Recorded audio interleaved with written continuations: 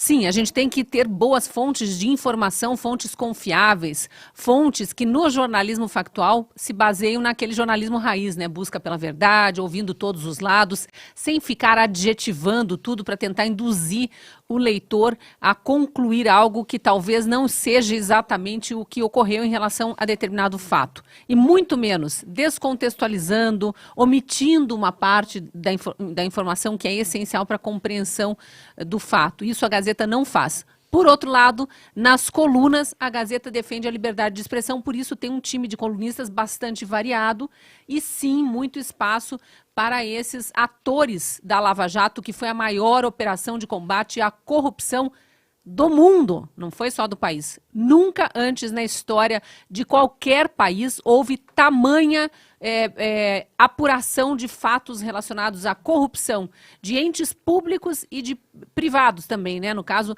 as empreiteiras aí, depois houve também uma outra esfera de empresas envolvidas em corrupção que foram sendo reveladas em outras ramificações da Operação Lava Jato. Sempre é comparada com a Operação Mãos Limpas da Itália, mas o número de pessoas atingidas e a reviravolta lá, que foi muito parecida com o que está acontecendo aqui, aliás, Sérgio Moro desde o início alertava para isso, ele que era um grande estudioso da Operação Mãos Limpas, lá eles conseguiram cortar antes os laços das investigações e realmente eles se blindaram contra,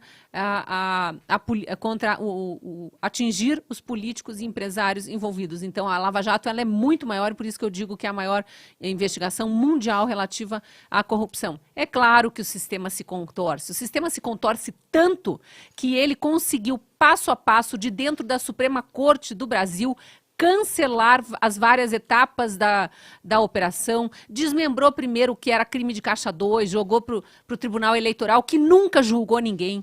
Ficou lá em banho-maria, faz de conta que os crimes de Caixa 2 não aconteceram. Os crimes de Caixa 2 que reelegeram Dilma Rousseff em 2014, no auge do maior período de recessão da história do Brasil, do maior período de desemprego da história do Brasil, do rombo das contas públicas, de uma irresponsabilidade fiscal clara e detectada pelo próprio Tribunal de Contas da União, ela se reelegeu. Depois, Palocci, que era braço direito de Lula e de Dilma, foi ministro da Fazenda, inclusive, que foi coordenador de campanha de Lula lá no início, depois ministro da Fazenda, ele, na delação dele, revela para a Lava Jato que eles tinham no caixa 2 da campanha 1 bilhão e 200 milhões de reais só para a campanha da Dilma.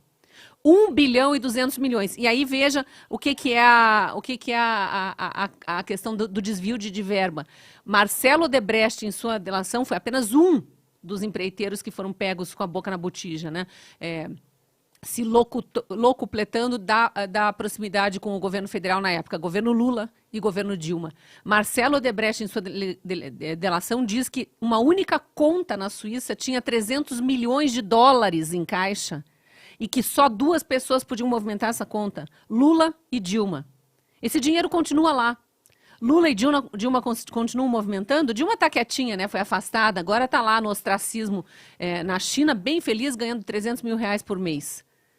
Mas e aí? Eles continuam movimentando esse dinheiro continua abastecendo campanhas políticas, continua abastecendo caixa do PT, que promove ações criminosas de invasão de terras, que aplaude, que manda seus ministros lá para aplaudir invasores que são terroristas e são chamados de ocupadores de terra, ocupação de terra, sempre um eufemismo para lidar com os crimes cometidos pelos petistas ou pelos comparsas do PT. Então é óbvio que o sistema se contorceu e iria atrás de Moro e Dallagnol, que conseguiram se eleger com votações expressivas, né? Especificamente Deltan Dallagnol, que foi o deputado mais votado do Paraná e muito mais votado do que a segunda colocada, Gleisi Hoffmann, que teve nada mais, nada menos do que 80 mil votos a menos do que Deltan Dallagnol. Isso para o Paraná, que é um estado relativamente pequeno em termos de população eleitoral, é muita coisa. Teve 12 dos deputados federais do Paraná que se elegeram com menos de 80 mil votos.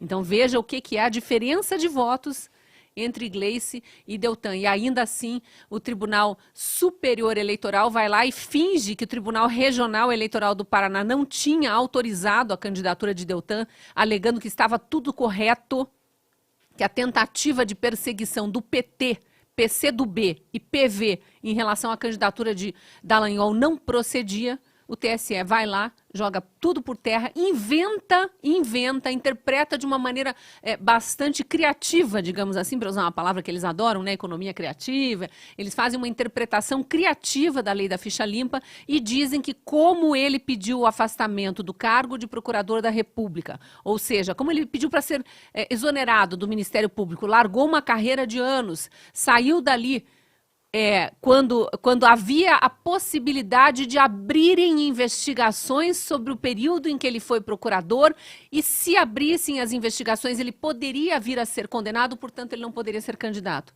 Quer dizer, é o tal do Minority Report. Você atribui uma possível condenação para um processo que nem existe ainda, e por causa disso diz que ele tinha má fé quando se candidatou. E aí caçam a candidatura, por unanimidade. Se isso não é contorcionismo do sistema, não sei mais o que é, né?